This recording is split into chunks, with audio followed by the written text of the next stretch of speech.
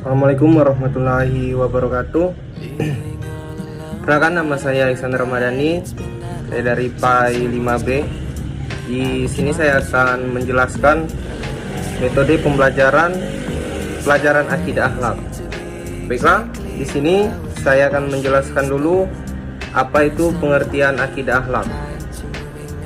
Akidah akhlak secara bahasa berasal dari kata berarti ikatan dua utas tali dalam satu buku sehingga menjadi tersambung.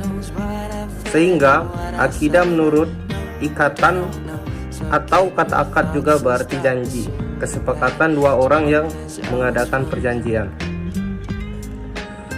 Sedangkan menurut istilah, akidah adalah urusan-urusan yang harus dibenarkan oleh hati dan diterima dengan rasa puas, tertanam kuat dalam benak jiwa yang tidak dapat diguncangkan oleh keraguan. Sehingga secara harfiah Islam berarti berserah diri atau selamat. Artinya terserah diri untuk patuh dan taat kepada segala aturan Allah, atau melaksanakan perintah dan menjauhi larangannya.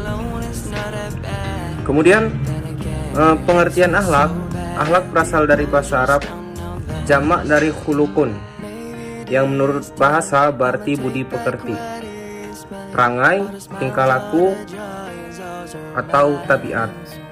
Kata tersebut mengandung segi-segi persesuaian dengan perkataan kholokun, yang berarti kejadian, yang juga erat hubungannya dengan kholikon, yang berarti pencipta. Demikian pula dengan makhlukun, yang berarti yang diciptakan. Perumusan pengertian akhlak timbul sebagai adanya hubungan baik antara khalik dengan makhluk dan antara makhluk dengan makhluk. Kemudian, apa tujuan mempelajari akidah akhlak? Nah, adapun tujuannya yang pertama yaitu memupuk dan mengembangkan dasar ketuhanan sejak lahir. Karenanya manusia dilahirkan dalam fitrah bertuhan atau mengakui Tuhan dengan naluri dan perasaan, sehingga dalam perjalanannya manusia adalah mencari Tuhan. Yang kedua yaitu memelihara manusia dari kemusyrikan. Musyrik adalah menyekutukan Allah atau menyepadankan Allah dengan Tuhan lain.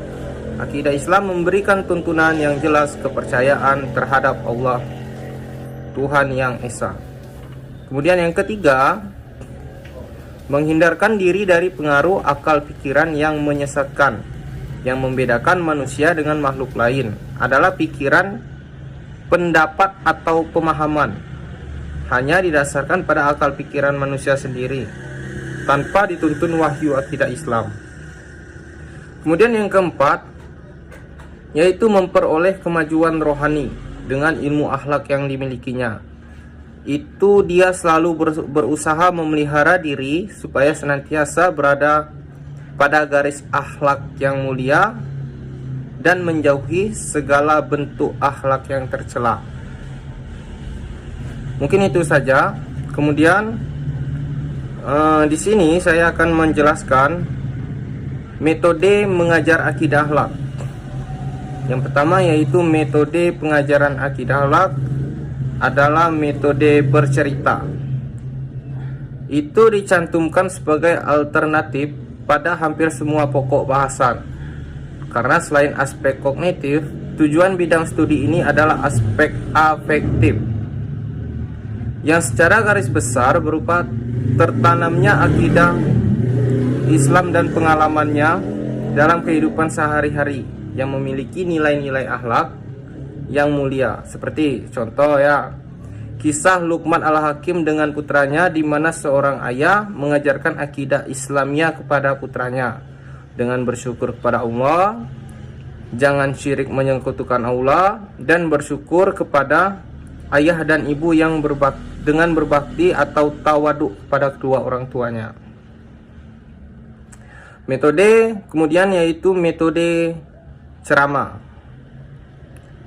merupakan metode maudu hasanah dengan bilisan agar dapat menerima nasihat atau pendidikan yang seperti dilakukan Nabi Muhammad SAW kepada umatnya, yaitu beriman kepada Allah dan Rasulullah.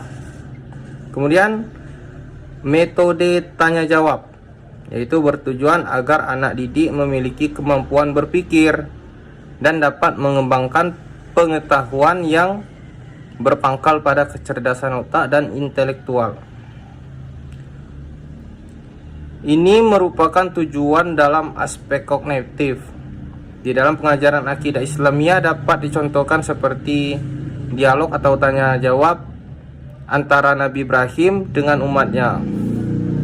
Dengan cara seperti itu akan menghasilkan nilai-nilai yang berhubungan dengan tingkah laku. Dengan partisipasi aktif, seorang akan dapat menilai yang baik dan yang buruk, dan kemudian dapat mengambil manfaat di dalam kehidupan sehari-hari yang dapat mendatangkan kebaikan atau kebahagiaan.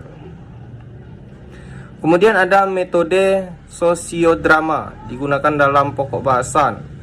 Yang pertama yaitu adat di sekolah, mengunjungi orang sakit, takziah, ziarah kubur.